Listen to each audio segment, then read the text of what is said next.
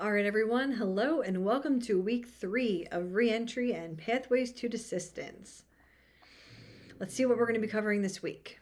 Our learning objectives. By the end of the week, you should be able to examine the issues with accurately defining, measuring, and addressing recidivism. You'll be able to critique the current methods of data sharing among and between criminal justice and social support agencies. You'll be able to argue for ways in which data sharing horizontally and vertically could be enhanced to improve the outcomes for those who are re-entering society. And you'll be able to support the addition of human frailty to the R&R model to increase reductions in recidivism. So this week, we're going to look at the many ways that recidivism is defined and measured, as well as how data is being stored within agencies, and why that leads to challenges in sharing data across agencies. So probation departments sharing information and data with social service agencies, for example, such as substance abuse treatment. One of the issues we run into are HIPAA issues and HIPAA violations.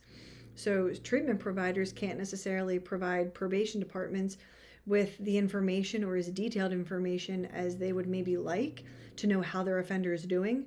Typically, all they can tell them is that they're coming and they're participating, and or they were successfully discharged or they were unsuccessfully discharged.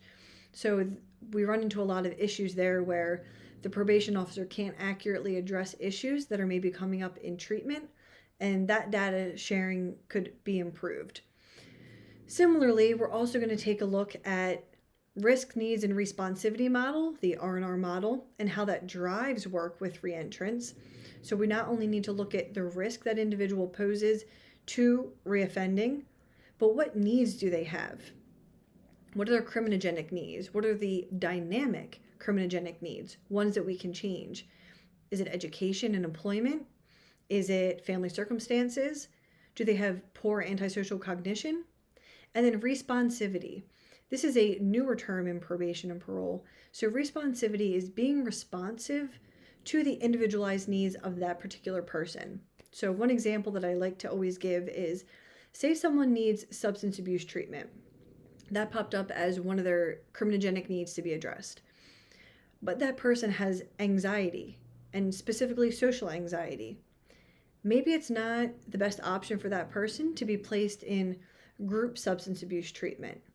Maybe instead they need individual sessions to address that need of substance abuse. So that's just one way that we can be responsive.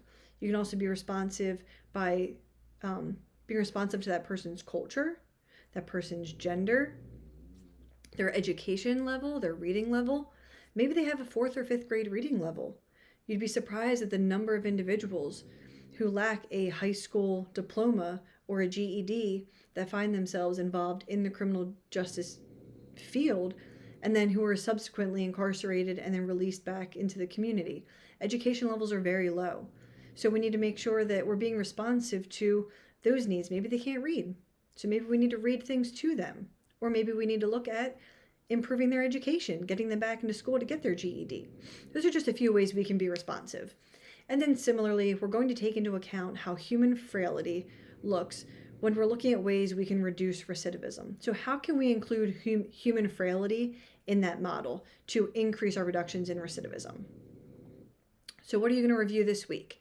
You're going to read Beyond Recidivism, Toward Accurate, Meaningful, and Comprehensive Data Collection on the Progress of Individuals Reentering Society, as well as Community Capacity Building and Implementation Advances to address the R&R framework. Those are both in your Beyond Recidivism text. And then you'll read Homeward Chapter 4, which is going to discuss human frailty. So that's how you'll be able to identify how we can implement that into the R&R model. And then you'll also watch the New Way to Help Ex-Inmates Re-Enter Society and Stay Out of Prison video. This just sort of helps to give those visual learners an idea of what we were talking about this week. So what are you going to do for this week? You're going to submit your week 3 quiz question. You will then complete your week 2 quiz. Again, I may suggest that you complete the week 2 quiz before you get into the week 3 material as that quick refresher. And then you're going to submit a reflection paper. So after reading this week's materials, what I want you to do is write a minimum of a 1-page double-spaced reflection paper discussing the following. So Taxman argues for modifying the R&R model to include human frailty. So how does addressing recidivism reduction through the lens of human frailty account for the greater needs of reentrants rather than simply focusing on criminogenic needs alone? And then in what ways can data sharing even further improve those reductions in recidivism? So those are your assignments for this week. As always, if you have questions, please reach out.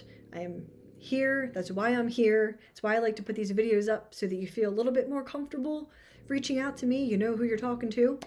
And as always, have a wonderful week.